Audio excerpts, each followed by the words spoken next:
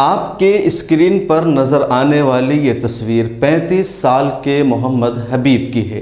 इनकी कहानी आप सुनेंगे, इनका दर्द जानेंगे तो आपके रोंगटे खड़े हो जाएंगे। 2005 में इन पर यूएपीए के तहत केस दर्ज किया गया था।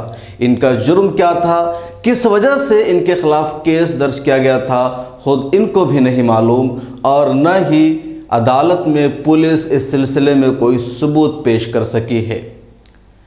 2017 में इन्हें गिरफ्तार कर लिया गया और अब 4 साल बाद इन्हें जेल से बाइज्जत रिहाई मिल गई है। अदालत ने साबित किया है कि इनके खिलाफ कोई भी जुर्म साबित नहीं हुआ है और बग़ैर किसी वजह के इनकी ज़िंदगी के 4 साल जेल में गुजरे और पिछले 15 सालों से टेंशन भरी ज़िंदगी गुजार रहे थे, क्योंकि 2005 में ही पुलिस ने इन पर यूएपीए का केस दर्ज कर दिया था। मोहम्मद हबीब की उम्र 35 साल है, मणिपुर के रहने वाले हैं, रोज़ी रोटी के लिए कामकाज करते हैं और अपना घर चलाते हैं, यानी यौमिया मजदूर हैं। ये बता रहे हैं कि हमें पता ही नहीं कि हमारा जुर्म क्या है और किस वजह से पुलिस ने हम पर यूएपीए के तहत मुकदमा दर्ज किया गया था।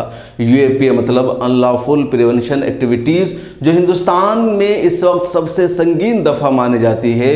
ये दहशतगर्दी का केस है और आजकल तो जिस पर मन करता है लगा दिया जाता है, लेकिन मोहम्मद हबीब पर आज से 16 साल पहले 2005 में ही ये लगाया गया था और उस वक्त भारत में कांग्रेस की हुकूमत थी।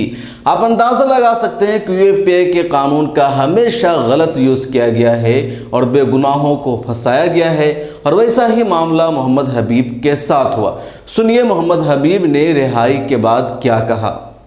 मेरा नाम हबीब है, हबीब मियाँ, मैं त्रिपुरा से हूँ और मेरे को एक टाटा इंस्टीट्यूट का केस में मेरे को इधर अरेस्ट करके लाया गया। तो मेरे ऊपर एक झूठा इल्ज़ाम लगाया गया। लगाने के बाद में अभी मैं मालूम भी नहीं ये केस क्या है नहीं है, इसके बारे में मेरे को कुछ भी मालूम नहीं। तो मेरे को जेल में लाके इधर इन लोग छोड़ दिया। 4 साल मेरा टाइम बर्बाद हुआ। इसके बाद मेरे को अभी छोड़ा है और 4 साल में मेरा पूरा टाइम वेस्ट हुआ। कुछ भी जेल का हालात, मेरा फादर, ये सुन के मेरा फादर का भी डेथ हो गया। तो मैं जेल में हूँ, जा भी नहीं सका, लेकिन क्या करेंगे, हालत मेरा ऐसा हो गया था। जेल में ट्रायल हो रहा है बोल के चल रहा है और चल रहा है बोल के 4 साल हो गया मेरा। ये मैं कुछ इस केस के बारे में मालूम नहीं और ये बेंगलोर में भी कभी आया नहीं। हमको जेल में रखता था तो रखने के बाद में ट्रायल ही नहीं चलता था, तो ट्रायल हो रहा बोल के 4 साल गुजर गया। मैं इस केस के साथ कोई ताल्लुक भी नहीं है। मैं आम आदमी हूँ, रोज़ कमाने वाला खाने वाला हूँ। इस केस के बारे में कुछ मालूम भी नहीं है मेरे को। तो ऐसा करके बहुत सारे भाई है जो जिसके आज 5 साल 6 साल 10 साल गुजार रहा है, तो उनके साथ क्या सोचिए। अभी मेरे को ये जो लॉयर है एडवोकेट मोहम्मद ताहिर, उन्होंने बहुत कोशिश किया, उन्होंने बहुत मेहनत करके मेरे को यहाँ से जेल से निकाला। हाँ, हम गाँव जा रहे हैं, लेकिन वो तार भाई मेरे लिए अभी टिकट भी बना रहा है। अभी तो मैं खुश हूँ, मैं अभी रिलीज़ हो गया, मैं घर जाने वाला हूँ, मेरे बीवी बच्चे से फैमिली से मिलना हूँ। मेरा आम जिंदगी में मेरे को पहले चलने जैसा अभी मेरे को महसूस हो रहा है। ताहिर भाई बहुत मेहनत किया, शुक्रिया उनका। मोहम्मद हबीब के दर्द को आपने उनकी ज़ुबानी ही सुन लिया कि किस तरीक़े से उनकी ज़िंदगी बर्बाद की गई और उनकी ज़िंदगी के 4 साल इस तरह बर्बाद हुए कि उन्हें कुछ पता ही नहीं चला कि क्या हो रहा है। मोहम्मद हबीब का केस लड़ रहे थे बंगलौर के कोर्ट में एडवोकेट ताहिर।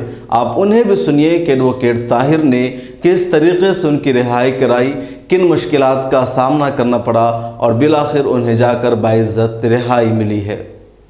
बेसिकली ये जो केस आज हबीब मियाँ को जो केस में बरी किया गया है, डिस्चार्ज नहीं कोर्ट ने किया, वो केस असल में क्या था कि 2005 में एक कर्नाटका में बेंगलोर शहर में टाटा इंस्टीट्यूट में एक फायरिंग इंसिडेंट हुआ था और बहुत सालों तक पुलिस उसके बारे में कोई भी क्लू हासिल नहीं कर पाई थी। और फिर 2008 में एक एक्यूज़ को पकड़ा गया लखनऊ पुलिस में, शहाबुद्दीन ने। उसकी वॉलंटरी स्टेटमेंट पुलिस को मालूम चला कि शहाबुद्दीन का यहाँ पर भी इसके ये जो 2005 के इंसिडेंट में भी कुछ हाथ था। तो बेस्ड ऑन उसकी स्टेटमेंट रिकॉर्ड करके पुलिस ने क्या किया, उसको एक्यूज नंबर 1 बनाया 2008 में और चार्जशीट फाइल की। फिर 2017 में जाके इस हबीब मियाँ को अरेस्ट किया और उसको एक्यूज नंबर 7 बनाया। और 2017 से लेकर 2021 तक वो कोर्ट में था, यहाँ बेंगलोर की जेल में था, और उसमें जो चार्जशीट फाइल हुई थी उसमें कोई भी ऐसा मटेरियल नहीं था जिससे कि उसका जुर्म साबित हो सके या उसके ऊपर ट्रायल चल सके। तो इसी चीज़ों को कंसिडर करके कोर्ट ने 14 तारीख को पूरे मटेरियल को कंसिडर करके कोर्ट ने उसको डिस्चार्ज कर दिया। डिस्चार्ज के माने क्या होते हैं, जब अगर कोर्ट पुलिस की इन्वेस्टिगेशन मटेरियल को देख के जब उसमें कोई भी ट्रायल चलाने का मटेरियल नहीं रहता तो बरी करते हैं, उसको डिस्चार्ज बोलते हैं। तो हिंदुस्तान की हिस्ट्री में पहली बार ऐसा हुआ जब किसी हाई स्टेक मैटर में, यूएपीए मैटर में एक्यूज़ को पुलिस के डॉक्यूमेंट्स में कोई भी एलिगेशन नहीं होने की वजह से उसको डिस्चार्ज किया गया है।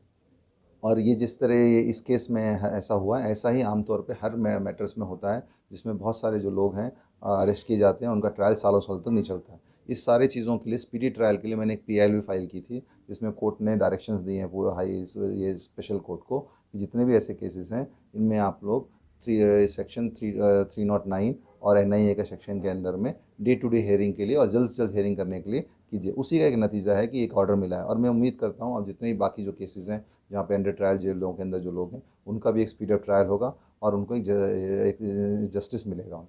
मोहम्मद हबीब की ये कोई पहली कहानी नहीं है, ना ये कोई पहले विक्टिम है जिन्हें UAPA के तहत जेल में बंद किया गया, जिन पर दहशतगर्दी का इल्ज़ाम आयद किया गया, बल्कि भारत में सैकड़ों मुसलमान हैं या मुसलमान के अलावा दूसरे लोग भी हैं जिन पर UAPA का मुकदमा दर्ज किया गया, दहशतगर्दी का इल्ज़ाम आयद किया गया और उनके खिलाफ पुलिस जुर्म साबित नहीं कर सकी, अदालत से वो बेगुनाह साबित हुए।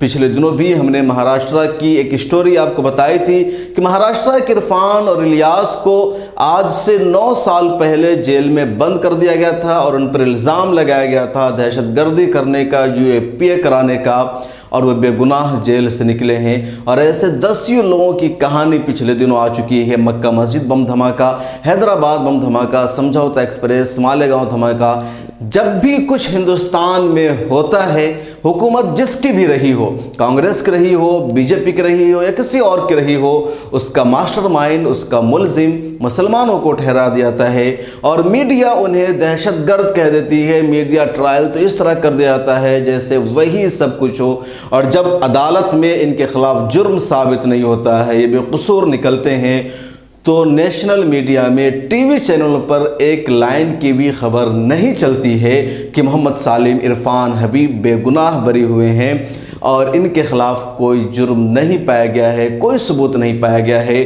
पुलिस ने इनकी गिरफ्तारी गलत की थी, NIA ने इनके खिलाफ गलत एक्शन लिया था, इनका ट्रायल किया गया था और इनकी ज़िंदगी जो गुजरी है जेल में इतने साल, वो बेगुनाही के आलम में गुजरी है।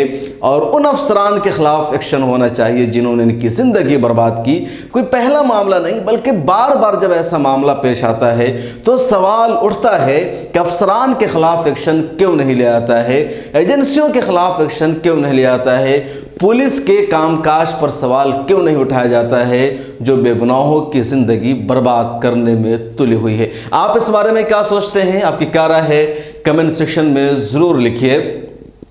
अगर आप मिल्लत टाइम्स को YouTube पर देख रहे हैं तो ज़रूर सब्सक्राइब करें, फेसबुक पर देख रहे हैं तो पेज को लाइक करें और ताज़ा तरीन ख़बरों के लिए आप मिल्लत टाइम्स का ऐप गूगल प्ले स्टोर से डाउनलोड करें। अपने दोस्तों से भी अपील करें कि वो भी मिल्लत टाइम्स का ऐप डाउनलोड करें।